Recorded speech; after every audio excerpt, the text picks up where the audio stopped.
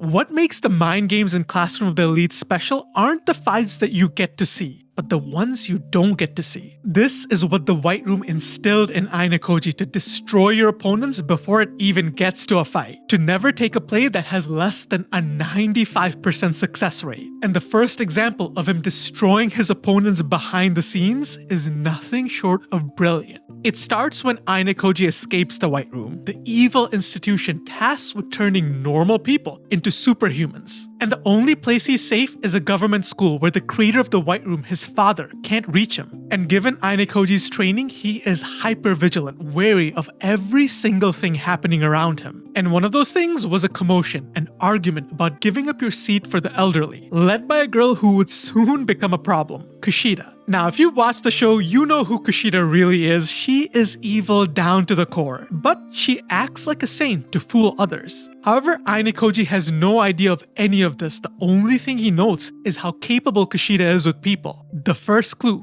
that will help him. At the gates, Ayanokoji is approached by another girl from his class, Horikita, and the two have a less than friendly conversation. She basically tells him she wants nothing to do with him. Remember this moment because it's another clue Ayanokoji will use later. And next come the class introductions, and Kushida takes center stage, but Ayanokoji notices two interesting things. Horikita and one of the delinquents from his class don't take part in the introduction. Second, Kushida goes out of her way to mention that none of her old classmates are here at the school.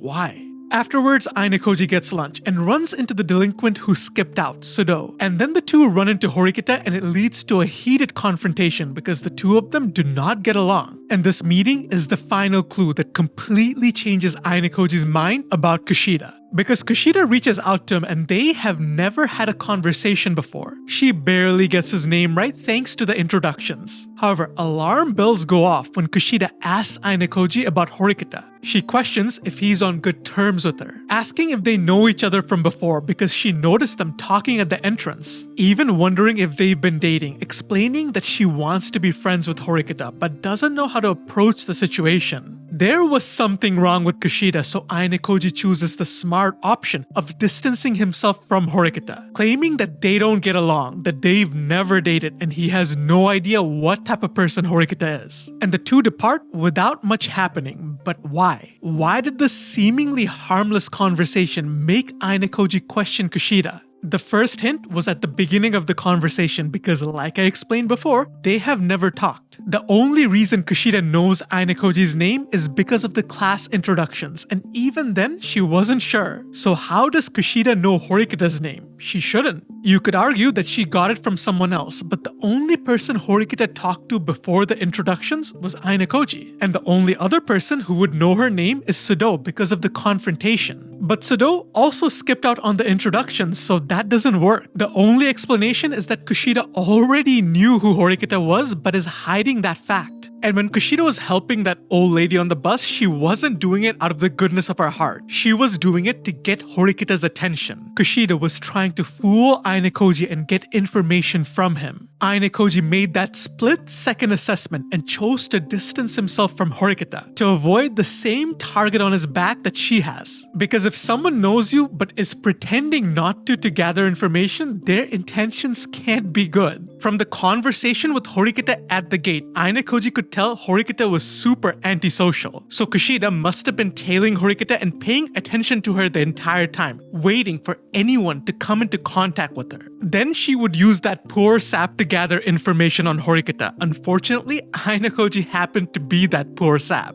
Given Kushida's social savvy that he witnessed on the bus, combined with the deliberate things she chose to pay attention to, Kushida's entire plan became crystal clear for Ayanokoji. However, it also piques Ayanokoji's curiosity. What exactly is Kushida hiding? What is her connection with Horikita? But more than anything, Ayanokoji has finally found someone similar. Someone pretending to be normal, just like him. So Ayanokoji helps Kushida by tricking Horikita into having a meeting with her. And it goes just as well as you would think because Horikita blows up. But Ayanokoji does get closer to his answer. During the conversation, Kushida admits that she feels like she's met Horikita before. Horikita brushes it aside as nonsense, but Ayanokoji does not. This was Kushida trying to fish for information to get Horikita to admit that she does remember her. So Ayanokoji comes to the conclusion that whatever Kushida has against Horikita, it must be tied to their shared past. And this moment completely changes the way he saw their previous interaction. When Kushida questioned Ayanokoji if he and Horikita dated or if they're close, it was deliberate, but not for the reason we think. She wasn't trying to figure out Horikita's deal. She was trying to figure out if Horikita confided in Ayanokoji. Because if she did, she would mark Ayanokoji as an enemy in the same way she marked Horikita. Ayanokoji's deduction was right on the money. And this next part is massive speculation on my part, and you can ignore it if you want. Since I've seen the show and read the books, I know what Kushida's secret is. In middle school, Kushida caused an entire class to collapse. Everyone trusted her with their secrets, and when they turned on her, she revealed everything. There's no way for Ayanokoji to know this, but the way he acts almost seems like he does. Ayanokoji gives this lame power of friendship speech that most of us probably ignored, but in the speech he subtly shares with Kushida that he has no friends from middle school, so he has no ties to his past. If Kushida suspected Ayanokoji of being from her middle school, similarly to Horikita, this answer would get rid of the target on his back. Given what's happened so far, it's easy for Ayanokoji to come to the conclusion that whatever happened between Horikita and Kushida must have happened in middle school, because that was the bulk of their time before enrolling here. By saying he has no friends or connections from his past, he plants the idea in Kushida's head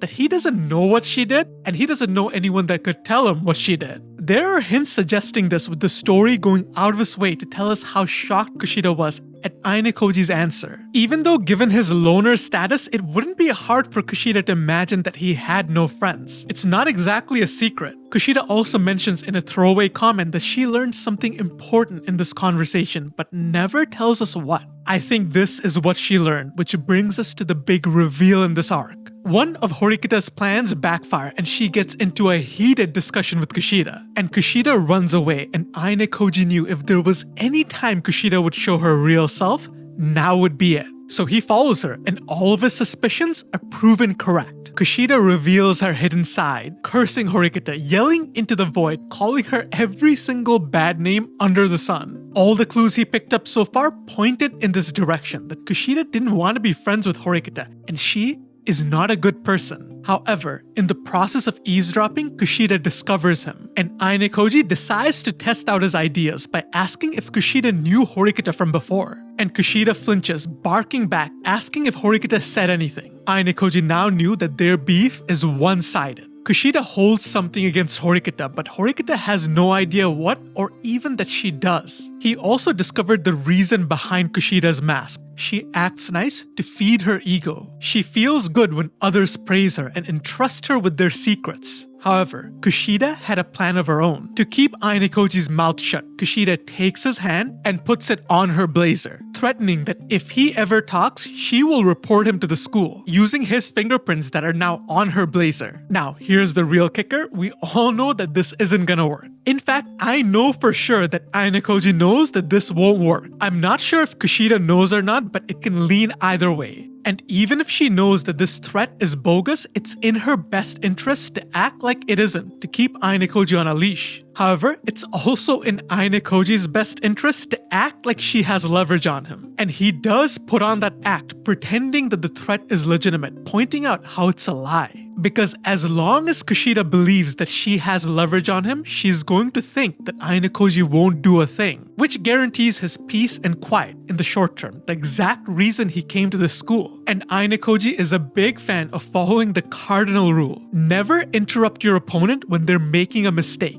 And a while later, Ayanokoji perfects his strategy. In a conversation with Kushida, Ayanokoji casually tries to confirm what floor Kushida lives on. It's an odd scene, but it makes complete sense when you consider what we just talked about. In Kushida's mind, if Ayanokoji believes that the fingerprints will last, then his only play is to break into Kushida's room and get rid of the uniform. Sure, if he's caught, he's gonna be punished, but it'll be a hell of a lot less of a punishment than whatever Kushida is gonna accuse him of. That's why Kushida cut off the conversation, and Ayanokoji makes Kushida further believe that her faulty blackmail is actually effective. So, in the span of a few episodes, he figured out Kushida's motive, large chunks of her past, and completely neutralized her as a threat, setting the theme of the future that Ayanokoji will destroy his opponents before they even get a chance to fight him.